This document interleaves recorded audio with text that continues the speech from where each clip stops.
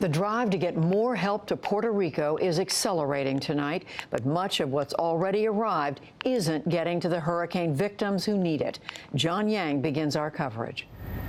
Across Puerto Rico, many residents still desperately need food, fuel, and drinking water.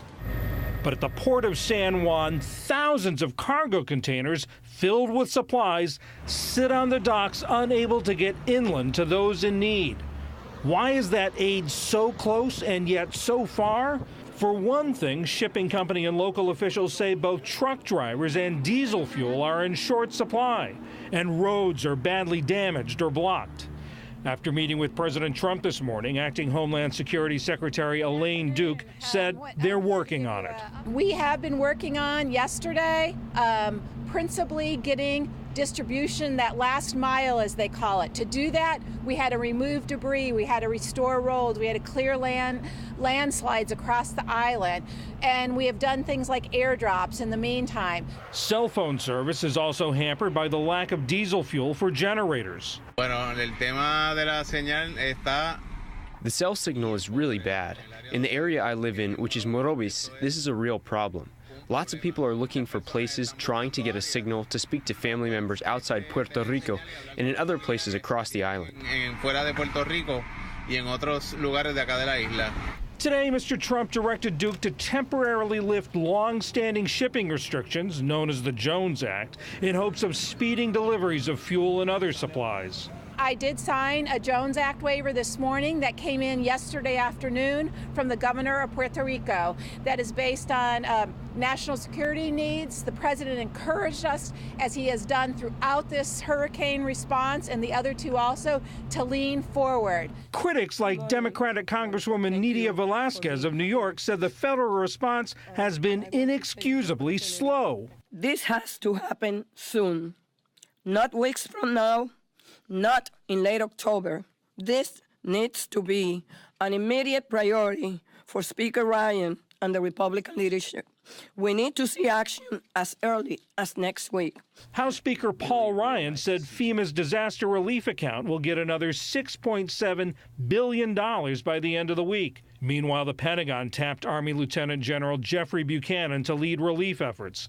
One challenge he'll confront, eliminating a backlog on the mainland. At air bases in Georgia and South Carolina, utility crews and other contractors have been waiting for days for military flights to Puerto Rico. We're anxious to go, but we're just waiting. Hurry up and wait. We're trying to get there.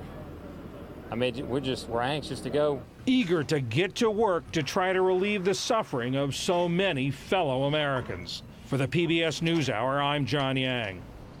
We had a closer look at what it's like on the ground in Puerto Rico now. Carmen Yulin Cruz is the mayor of the capital city, San Juan. Mayor Carmen Yulin Cruz of San Juan, thank you very much for joining us. Tell us what the situation is there right now. It is a humanitarian crisis. People are desperate for food, for water, for gas, for diesel in order to keep equipment that is necessary for people that are plugged into a respirator or an oxygen tank in order to survive. Our dialysis and cancer patients haven't been able to get most of their treatments on time, which of course is life-threatening. And even though there is aid here, there's reported to be about 3,000 containers of much-needed medical equipment or medical materials, any type of thing that you need. But we were talking here about primary necessities, just a glass of water. It doesn't matter if it's cold. It just matters that you can drink it. I've been getting calls and visits from mayors from towns outside of the metropolitan area telling me that, their people are drinking out of creeks and they're washing their clothes and they're washing themselves on the same creeks that they're drinking and eating and bathing. And so this is a real concern that the aftermath would be even worse because of the health conditions that could be created. Well, what we've been reading today is that you do, as you just said, have containers there at the port in San Juan, but you don't have the ability to get a lot of this material to people. What is the holdup? I don't understand what the holdup is. I do have to tell you that I did get a call this morning from Mr. Bosner at the White House. He did send John Raven, the FEMA regional coordinator that is in charge, and they have deputized 2 people from FEMA into San Juan. They are working very closely with a team of our people and a team of logistics experts that the mayor of New York, Mayor Bill de Blasio, and Melissa Mark Viverito have deployed to San Juan.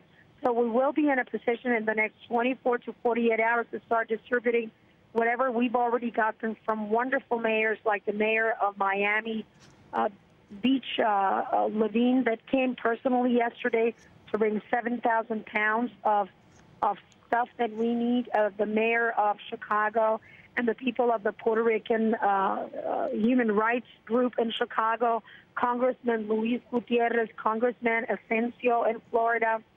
So the mayor of Boston has also reached out to see how they can help. So mayors are about helping people because we know we're at the forefront of people's needs, and we're pretty much, you can call us the first line of defense whenever it comes to situations like this.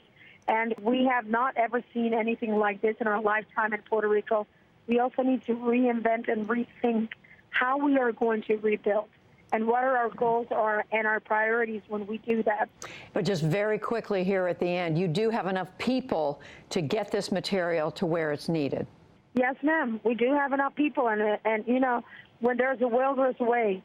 Mayor Carmen Yulin Cruz, the mayor of San Juan, I know we all are wishing you the very best at this very difficult time. Thank you. Thank you very much.